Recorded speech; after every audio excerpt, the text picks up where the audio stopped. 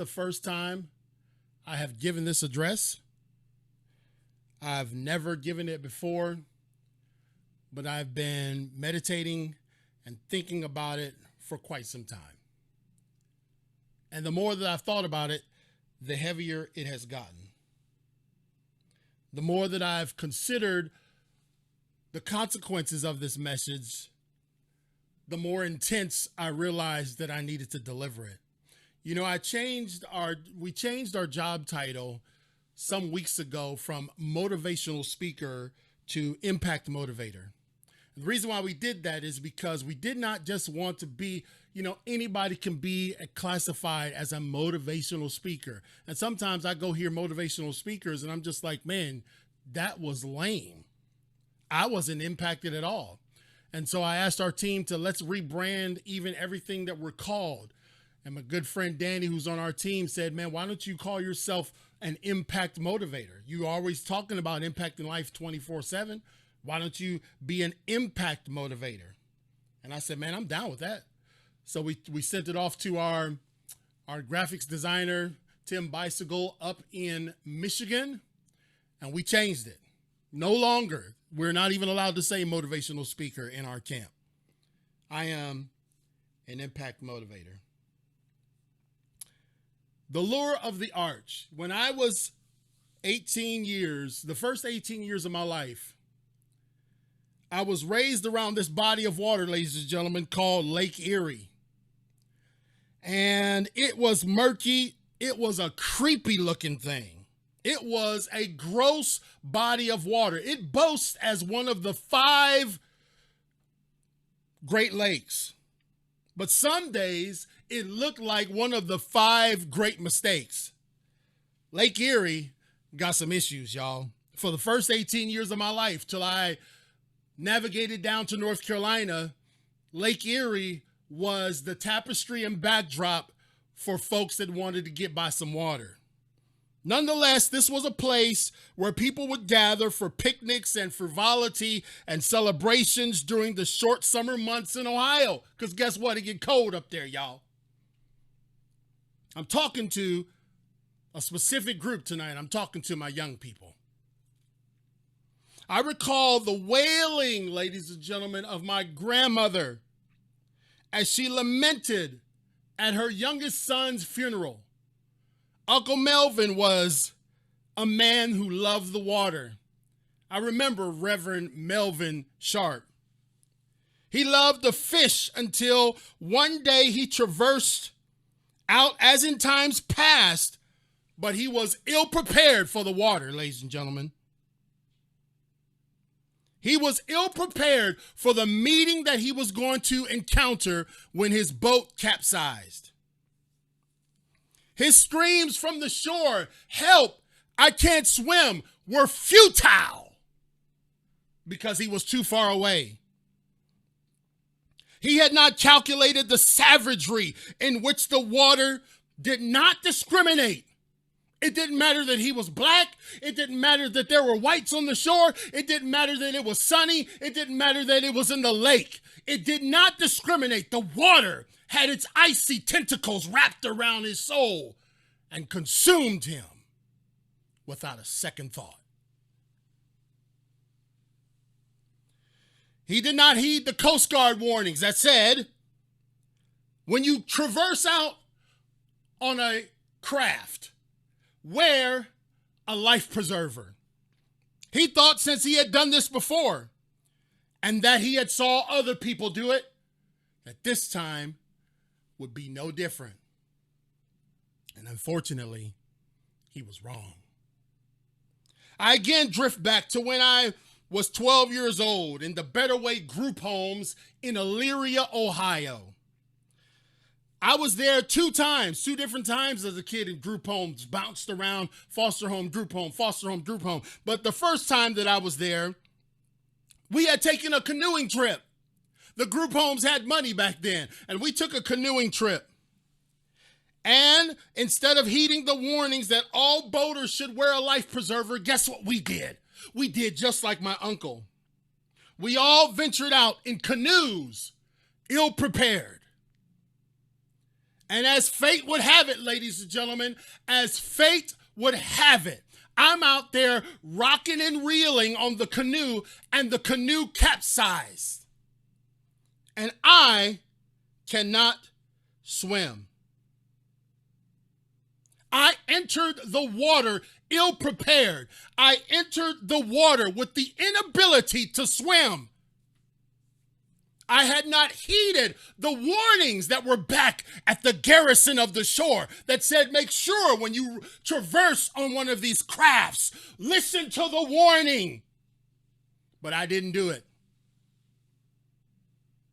And as I'm flailing and screaming, another one of the group home kids jumped out of his canoe and rescued me.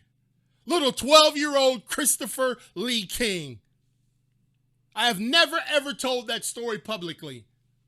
And as I was preparing for this, because I'm always in deep, agonizing thought when I put together a message for people, things come to my remembrance that I had forgotten about.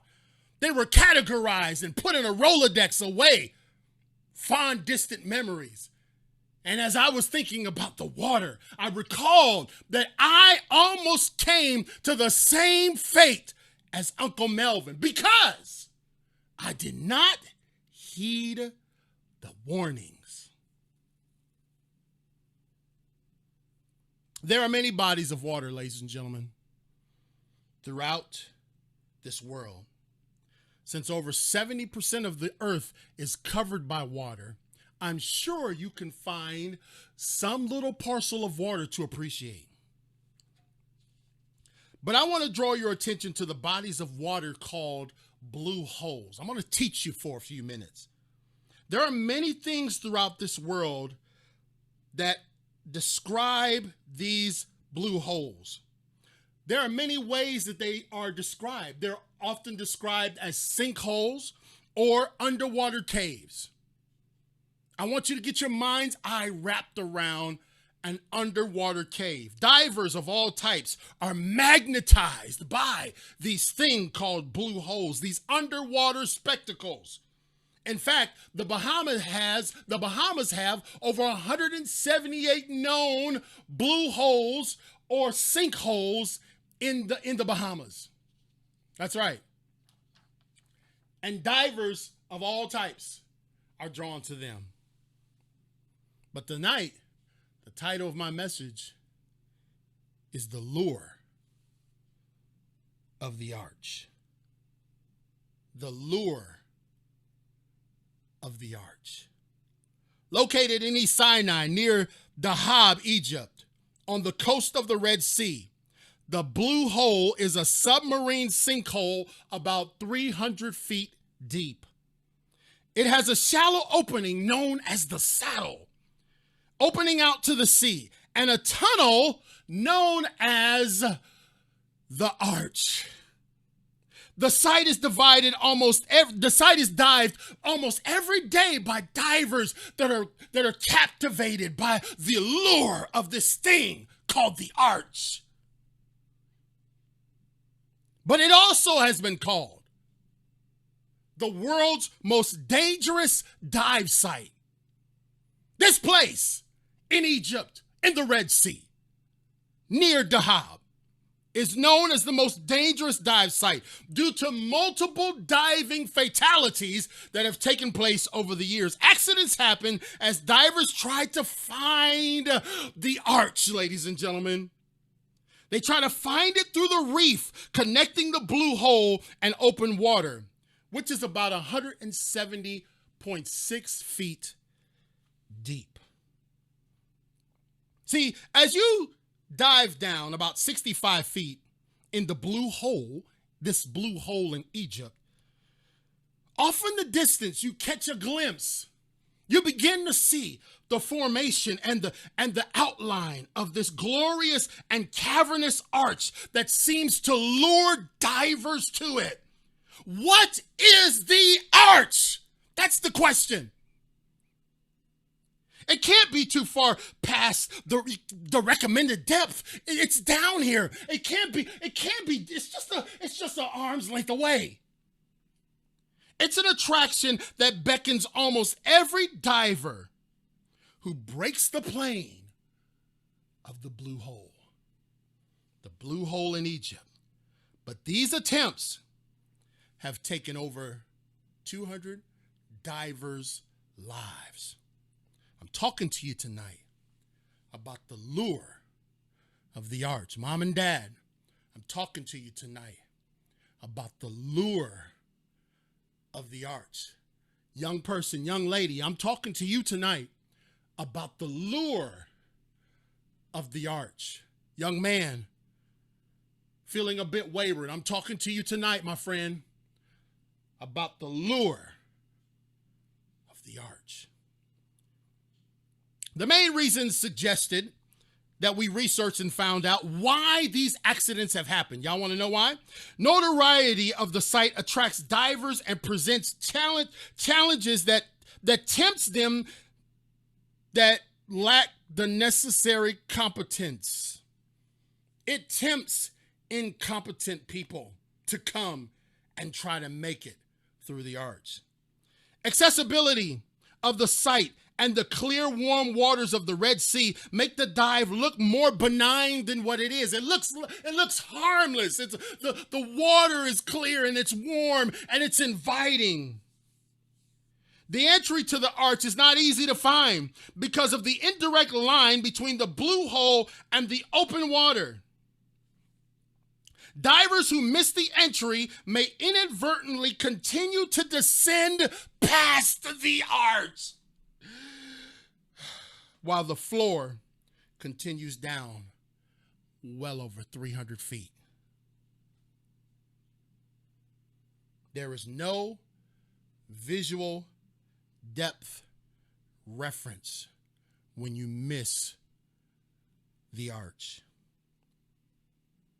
Time taken to pass through the arch has been underestimated. The tunnel appears to be shorter than what it actually is. See, man, there's no way that this is going to be a harm. I can get there. I know I don't have the proper equipment. I know that I'm going to be breathing 6 times heavier and 6 times harder, but that's okay. I know I can get through there. The light on the outside and the lack of reference points. Divers reported that the tunnel appeared to be 10 meters long, when in fact, it's measured at 26 meters. And there's frequent flowing inward water throughout the arch into the blue hole. Depth, and here's another reason why people have died. Depth and the time taken to find and navigate the tunnel inevitably makes it a decompression dive, which means you've had to go deeper than you planned. You had to go deeper than you anticipated. You had to go deeper than you were prepared for. And it takes you to a place where you can't go back up. Not just like how you wanted. Or I can dive down to the arch and I can see it and I can take in the spectacle and I can enjoy the majesty, but you've gone far too deep with the equipment that you got and the warnings that you were given. You were lured to the arch. But if you ain't prepared, you ain't leaving it. The likelihood of nitrogen narcosis causing confusion, leading to poor judgment in an already demanding situation is significant at this depth. See, when you're at 65 feet, you're not experiencing nitrogen narcosis.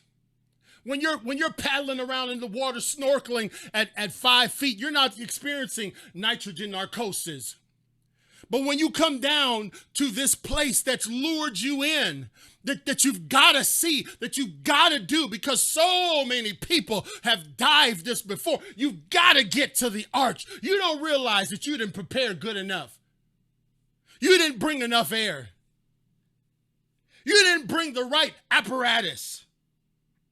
And guess what? Just like many others, you succumb to the arch. Temptation to dive on a single gas tank.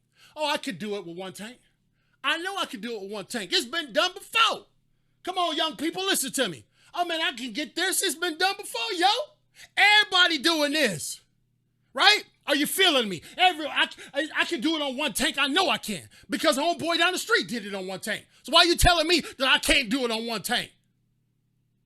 Because homeboy, you 450 pounds, you got one tank, and you ain't going to make it on that tank, bro. You're going to be out of air before you get to 75 feet. No, I got it. But one tank, which is 11 liters of air, people have done it with one tank.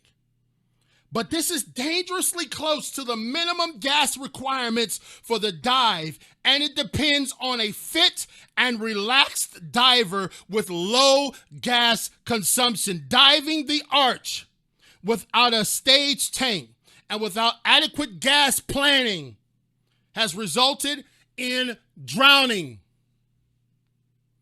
Just like that. Because they were lured to the arch. They were lured to the arch. A notable death was that of Yuri Lipsky.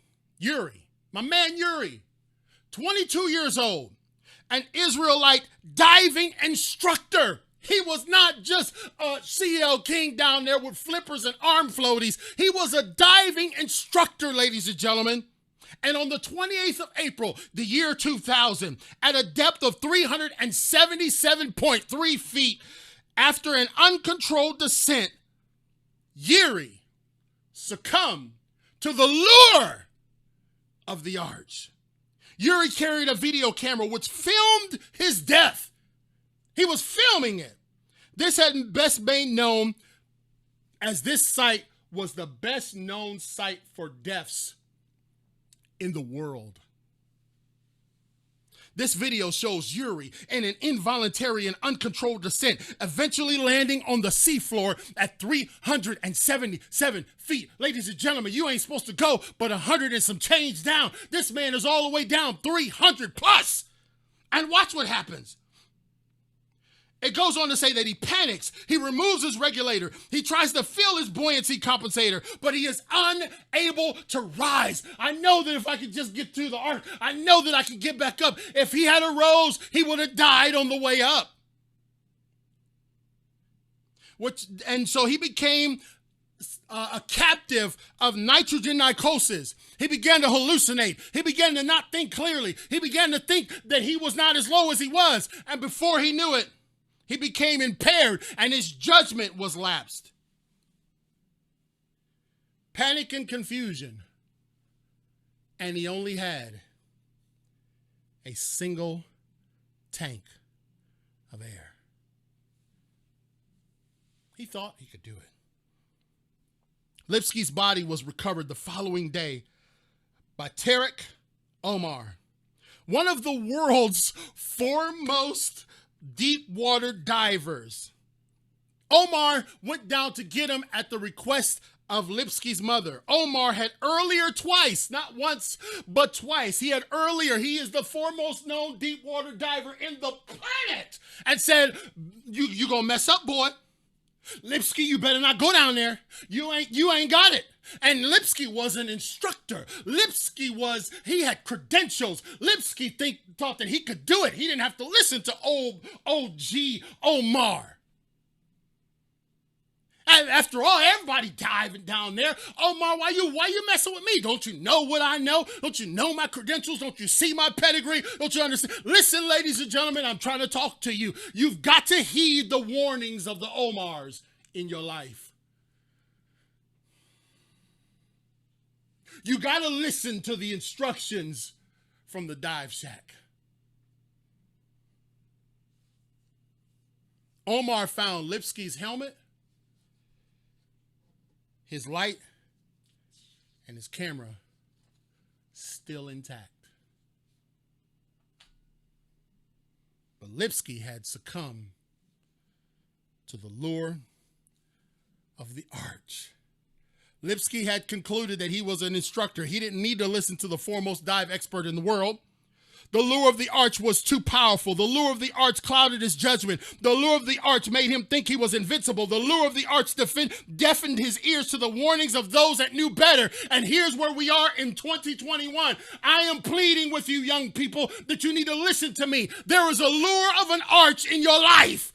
And if you don't listen and heed to the warnings of those that are the foremost diving experts, you're going to find yourself deeper than you ever thought you'd travel.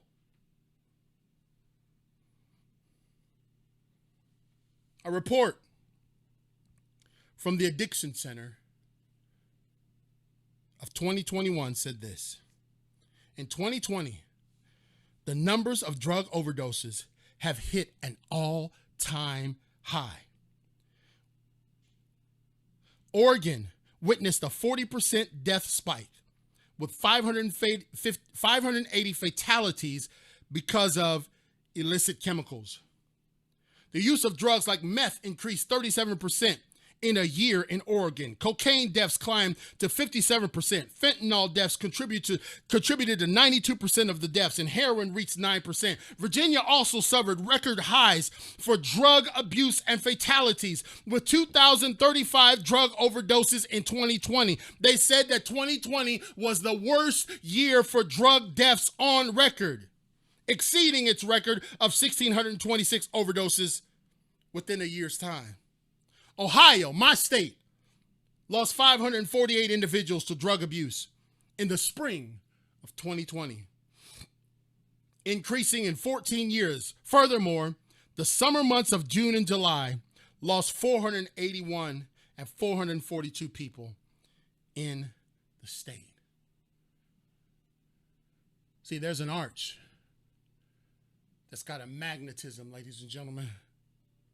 There's an arch that is pulling our young people in the wrong direction. Young people, I need you to listen to me for the last few minutes. You got to listen to the Omar, aka CL King, in your life. You don't want to be drawn to the arch of drugs.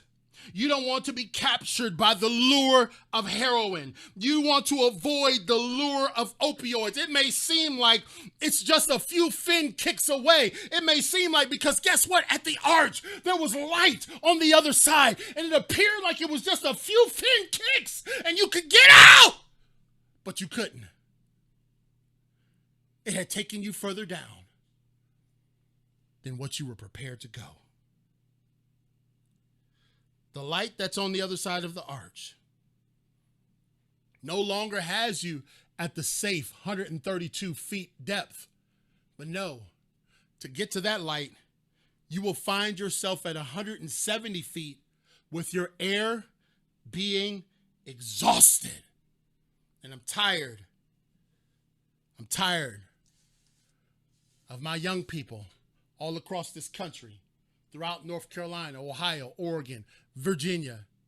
I'm tired of our young people being captured by the lure of this arch called drugs. I'm tired.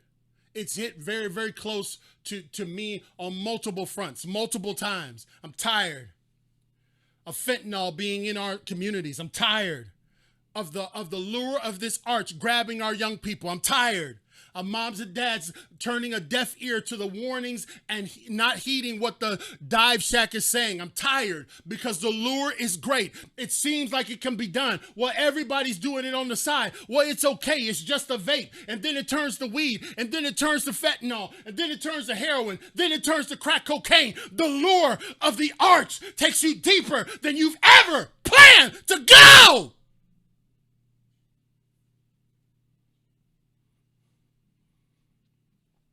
Arch is not some silly edifice 175 feet down. The arch is the choice. Don't take the first hit. Don't buy the first bag. Don't give in to the lure, because the lure, the attraction, the drawing is ever present in our young people, moms and dads. And we got to slow down sometimes. Listen to CL King.